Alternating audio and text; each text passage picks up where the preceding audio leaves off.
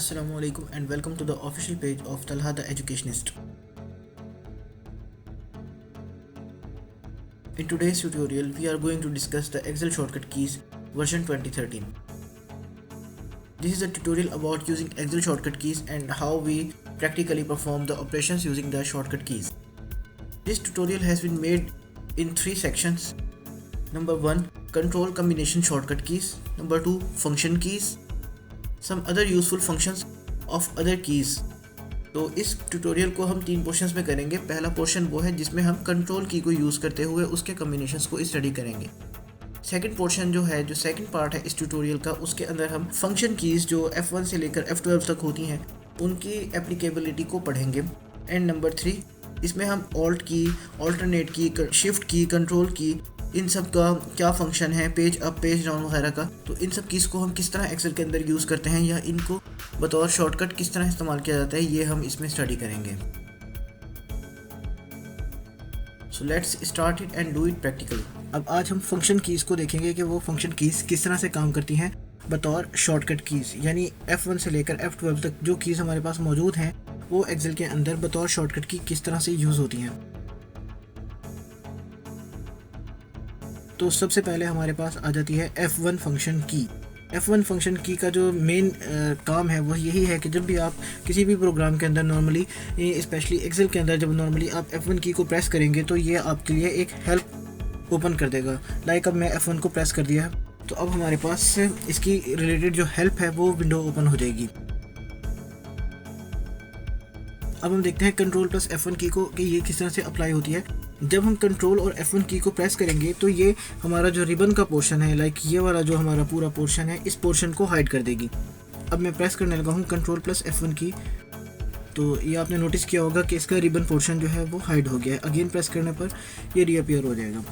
उसके बाद है alt plus shift plus F1 की। प्रेस करने से क्या होता है, तो मैं प्रेस करने लगा हूँ alt plus shift and F1 की। तो जैसे ही मैंने ऑल्ट शिफ्ट एंड F1 की प्रेस की है तो ये मेरे पास एक नई शीट ओपन हो गई है। लाइक आप यहाँ पे देख सकते हैं कि शीट 1 के नाम से एक ये न्यू टैब मेरे पास आ गया है। उसके बाद है F2 फंक्शन की। जब हम F2 की को प्रेस करते हैं तो जिस सेल के अंदर हम मौजूद होते हैं उसमें हमें एडिट का ऑप्शन दे देता है। लाइक मैं इस सेल में मौजूद हूँ तो यहाँ पे मैंने क्लिक किया एंड प्रेस F2, तो ये मेरे पास कर्सर आ गया है कि यहाँ पे से मैं इसकी एंट्री कर सकता हूँ। अदरवाइज़ क्या होता है कि लाइक इस सेल में मैंने कुछ डाटा लिखा हुआ है तो इस पर मैं अगर इसको मॉडिफाई करना चाह रहा हूँ, इसको एडिट करना चाह रहा हूँ, तो यहाँ पे जैसे ही मैं क्लिक करके कुछ भी लिखूँगा तो ये ओवरराइट हो जाएगा, पिछले वाला जो डाटा है मेरा वो रिमूव हो जाएगा। इस काम को करने के लिए मुझे इस पर क्या करना पड़ेगा कि या तो मैं यहाँ पे डाटा वाले सेल पे क्लिक करके ऊपर यहाँ पर से फॉर्मूला बार के अंदर से इसमें कोई एंट्री करूँ, वरना दूसरा ईजीएस्ट वे जो है यहाँ पे जिस भी सेल को मैंने एडिट करना है उस पर मैं F2 को प्रेस कर दूँगा तो मेरा कर्सर पॉइंट वहाँ पर आ जाएगा और मैं वहाँ से उसको एडिट कर सकता हूँ। दूसरा इसका क्या काम है, जब हम शिफ्ट F2 दबाएंगे तो ये क्या करता है, एड्स और एडिट्स अ सेल कमेंट। अगर आपने किसी सेल के अंदर कोई कमेंट किया हुआ है तो उसको एडिट करने के लिए इस्तेमाल होता है या फिर न्यू कमेंट ऐड करने के लिए इस्तेमाल होता है। अब जैसे ही मैंने इसमें शिफ्ट F2 ऐड किया है तो यहाँ पर ये मेरे पास एक कमेंट एरिया ओपन हो गया है कि यहाँ पर मैं कमेंट कर सकता हूँ। उसके बाद है अगर मैं कंट्रोल एंड F2 को दबाऊँगा तो ये डिस्प्ले करेगा print preview area on the print tab. इससे हमें पता लगेगा कि जी मेरा प्रिंट प्रीव्यू कैसा होगा। कंट्रोल F2, तो कंट्रोल F2 प्रेस करने से मेरे पास ये प्रिंट प्रीव्यू आ गया है। प्रिंट वाली जो कमांड का प्रीव्यू पोर्शन है वो मेरे पास सामने शो हो गया है। अब हम चलते हैं अपनी F3 कमांड की तरफ कि F3 कमांड को प्रेस करने से क्या होता है कि जब हम प्रेस करते हैं शिफ्ट प्लस F3 तो it displays the insert function dialog box. Like I am going to press the shift F3 key and let's see what it shows. Shift and F3, तो इसने हमें इंसर्ट फंक्शन शो कर दिया है कि आप कौन सा फंक्शन अप्लाई करना चाहते हैं। तो यहाँ पे you can see sum, average, if and some other functions are available that can be applied here. जब हम F4 की प्रेस करते हैं तो ये लास्ट कमांड को हमारी रिपीट करता है। लाइक वर्किंग एरिया में लिखता हूँ डाटा एंड इसको मैं बोल्ड कर देता हूँ। अब यहाँ पे दोबारा मैंने डाटा लिखा हुआ है तो अब F4 प्रेस करने से क्या होगा, ये देखिए। अब जैसे ही मैंने F4 प्रेस किया है तो उससे ये हुआ है कि जो डाटा मैंने लिखा हुआ था वो भी, उस पर भी लास्ट कमांड जो कि मैंने बोल्ड की अप्लाई की थी वो बोल्ड अप्लाई हो गया। अगर F4 को हम यूज़ करेंगे with the control command then it closes the selected window. तो कंट्रोल F4 दबाने से हमारी जो ओपन विंडो होती है वर्कबुक की वो क्लोज़ हो जाएगी।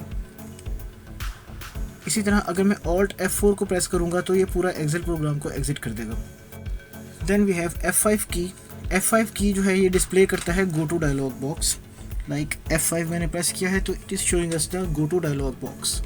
यानी आप किसी ख़ास पर्टिकुलर सेल के अंदर जाना चाहते हैं, like I want to go to E19 cell number, suppose I want to go to E19 cell number, I write here E and 19, so here it is showing the F5 key which is on the E19 cell number। इसी तरह अगर control के साथ में F5 को press करूँगा तो ये क्या करेगा, विंडो साइज़ को रिस्टोर कर देगा। Control and F5 window size restored. इसको मैक्सिमाइज कर लेते हैं अगेन। उसके बाद मेरे पास है F6 एज ए शॉर्टकट की। तो ये क्या करती है, it switches between the worksheet, ribbon, task pen, zoom controls etcetera. अभी मैंने F6 को प्रेस किया है तो ये मेरे पास ऊपर आप देख सकते हैं ये सारी से रिलेटेड जो ऑप्शंस हैं जो से मैं अप्लाई कर सकता हूँ वो ओपन हो गए हैं। लाइक आई प्रेस अगेन W, तो ये व्यू से रिलेटेड जो फंक्शंस हैं मैं यहाँ पे से बैठ के अप्लाई कर सकता हूँ। So basically this is the function of the F6 की। उसके बाद है अगर मैं इस F6 की को अप्लाई करता हूँ विद शिफ्ट की, शिफ्ट एंड F6, क्या कर रहा है, आपको ऑप्शन दे रहा है स्विच करने का between the worksheet, zoom controls, task pen and ribbon options. इसके बाद है हमारे पास कंट्रोल और F6 की। कंट्रोल F6 की हमें उस वक्त फैसिलिटेट करती है जब मेरे पास एक्सेल की 2 विंडोज़ ओपन हो, तो फिर ये उसकी सेकंड प्रोग्राम विंडो जो है उसके ऊपर हमें स्विच कर देता है। देन वी हैव F7 की। F7 की बेसिकली जो है एक बहुत ही यूज़फुल और हेल्पफुल की है जो बहुत दफ़ा हम अपने एक्सेल प्रोग्राम में काम करते हुए इस्तेमाल करते हैं। ये क्या करती है, स्पेलिंग डायलॉग बॉक्स को और स्पेलिंग चेक को अप्लाई करने के लिए यूज़ होता है। सपोज़ मैं यहाँ पे कोई एरर डाल देता हूँ,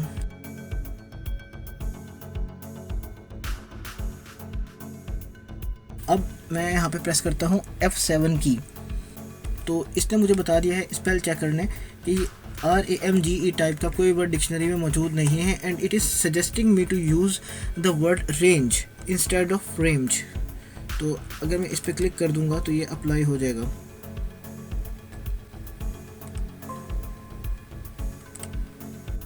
नाउ यू कैन सी कि यहाँ पे रेंज के स्पेलिंग्स ठीक हो चुके हैं। अच्छा, अब हमने चेक करनी है कि कंट्रोल और F7 की एज ए शॉर्टकट कैसे यूज़ होगी। तो इसमें क्या इसकी डिस्क्रिप्शन दी हुई है कि कंट्रोल प्लस F7 की performs the move command on the workbook window when it is not maximized. Use the arrow keys to move the window and when finished press enter or escape to cancel. Like अब मैं इसको कर देता हूँ restore। अब ये restore हो चुकी है and now I press control and F7 की। तो जैसे ही मैंने कंट्रोल F7 की प्रेस किया है, हेयर यू कैन सी एक मेरे पास ऑप्शन आ गया इसको मूव करने का। तो मैं जिस पोजीशन पे भी इसको ले जाना चाहता हूँ वहाँ पर ले जाकर इसको अपनी मतलूबा जगह पर लाकर एंटर प्रेस कर दूँगा तो वहाँ पे सेट हो जाएगी। तो ये बेसिकली कंट्रोल F7 की का यूज़ था। नाउ वी हैव F8 की एज ए शॉर्टकट की। तो इसकी क्या एप्लीकेबिलिटी है, F8 की इज़ यूज टू एक्सपेंड और extend selection and the arrow keys extend the selection. यानी आप अगर किसी चीज़ की कोई सिलेक्शन करना चाह रहे हैं और आप माउस को यूज़ नहीं करना चाहते उस सिलेक्शन के लिए, तो फिर हम कैसे करेंगे। लाइक मैं इस सेल में मौजूद हूँ और यहाँ से मैं सिलेक्शन बनाना चाहता हूँ, तो मैं इस सेल में बैठते हुए F8 की प्रेस कर दूँगा। F8 की प्रेस करने के बाद अब मैं जैसे ही left right top down move करूँगा ये मेरी सिलेक्शन बनती जाएगी। अब हमने देखना है कि कंट्रोल और F8 कमांड जो है वो किस तरह से अप्लाई होती है। तो कंट्रोल और F8 की कमांड जो है ये इस वक्त यूज़ होती है जब आपकी विंडो जो है वो मैक्सिमाइज ना हो। तो सबसे पहले हम इसको रिस्टोर कर लेते हैं। रिस्टोर करने के बाद चेक करते हैं कि इसका पर्पज़ क्या है। कंट्रोल एंड F8 की हम प्रेस करते हैं। तो जैसे ही मैंने कंट्रोल F8 की प्रेस की है, इसकी मेरे पास ऑप्शंस आ गया है कि मैं इसके साइज़ को एडजस्ट कर सकूँ। तो बेसिकली ये इस्तेमाल होती है विंडो के साइज़ को when it is not maximize reduce और इंक्रीज़ करने के लिए। ठीक है, जहाँ पे सेट करना है वहाँ पे हम एंटर प्रेस कर देंगे। उसके बाद we have Alt and F8 की। Alt F8 की का क्या यूज़ है, ये हमें मैक्रो डायलॉग बॉक्स शो करते हैं। लाइक मैं प्रेस करने लगा हूँ Alt एंड F8, तो ये मैक्रो डायलॉग बॉक्स मेरे पास ओपन हो गया है कि आप मैक्रो से रिलेटेड कोई काम करना चाहते हैं तो किस तरह से होगा इस डायलॉग बॉक्स की मदद से। नाउ वी हैव F9 की। F9 की जो है ये बड़ी इंटरेस्टिंग की है और इसका इस्तेमाल ये है कि आप पूरी वर्कशीट जो है, आपकी वर्कबुक्स हैं, उनको आप कैलकुलेट कर सकते हैं। यहाँ पे मैं कुछ डाटा लिख लेता हूँ, 10, 10 एंड 18, और मैं चाहता हूँ कि मेरे पास इसका सम आ जाए। तो इसका सम करने के लिए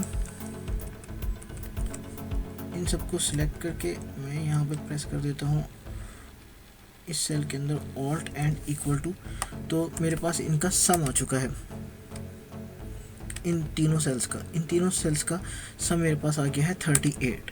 अब मैं इनमें से सपोज किसी सेल की वैल्यू को चेंज कर देता हूँ,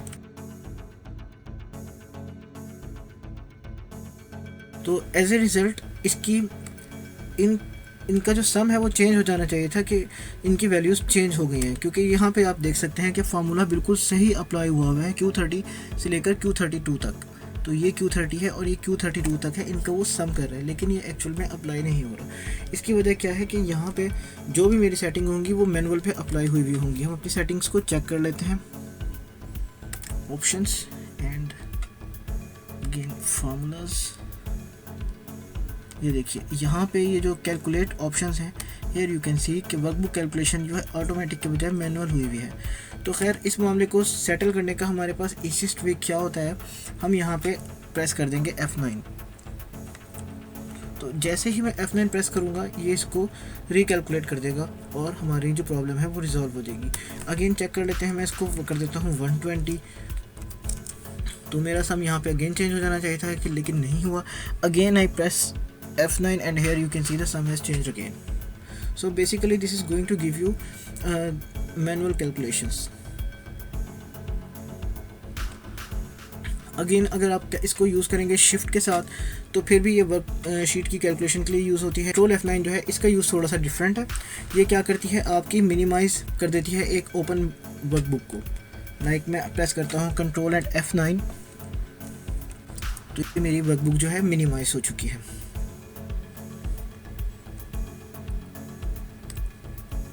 नाउ वी हैव F10 की। F10 की का क्या यूज़ है कि shift and F10 key displays the shortcut menu for a selected item.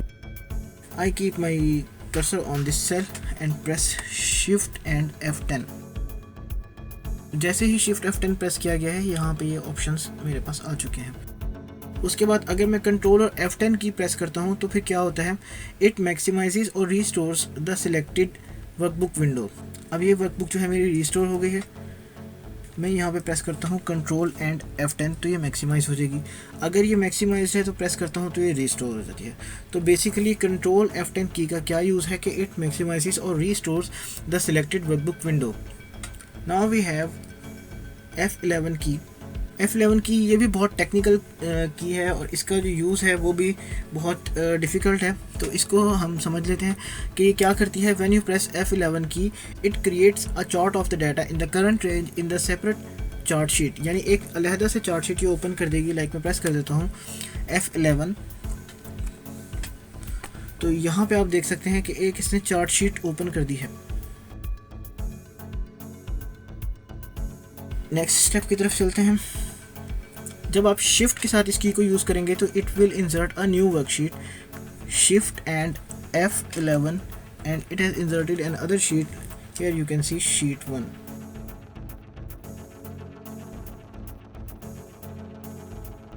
उसके बाद है अगर हम F11 की को यूज़ करते हैं विद दी ऑल्ट की तो फिर क्या होगा जी। ऑल्ट एंड F11 की क्या करेगी, opens the Microsoft visual basic for application editor.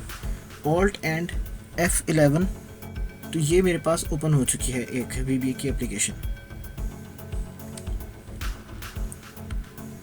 Finally we have F12 की। F12 की का क्या काम है, it displays the save as dialog box. Now I press F12 key and here you can see that the save as dialog box has opened. You will use it when you want to save your existing work with a different name. तो ये तो था हमारा tutorial. इसमें हमने cover किया है function keys को F1 से लेकर F12 को, कि अगर हमने फंक्शन कीज़ को बतौर शॉर्टकट की यूज़ करना हो तो एक्सेल में, तो हमें वो क्या काम करने की फैसिलिटी देती हैं। नेक्स्ट ट्यूटोरियल में हम अदर कीज़ के बारे में पढ़ेंगे। लाइक हम उसमें ऑल्ट को एज ए शॉर्टकट की कैसे यूज़ करेंगे, एरो कीज़ को किस तरह यूज़ किया जाता है, back space, delete and home, enter, इन सब बटन्स का क्या रोल है एज ए शॉर्टकट की, वो हम अपने नेक्स्ट ट्यूटोरियल के अंदर कवर करेंगे। तो आई होप कि आपको ये ट्यूटोरियल अच्छा लगा होगा और आपके लिए फ़ायदेमंद साबित होगा। तो इस सिलसिले में आपके जो भी ऑब्जर्वेशंस हैं, जो भी आपके कमेंट्स हैं, जो भी आपकी ओपिनियन है, वो आप ज़रूर शेयर कीजिए। Thanks for watching.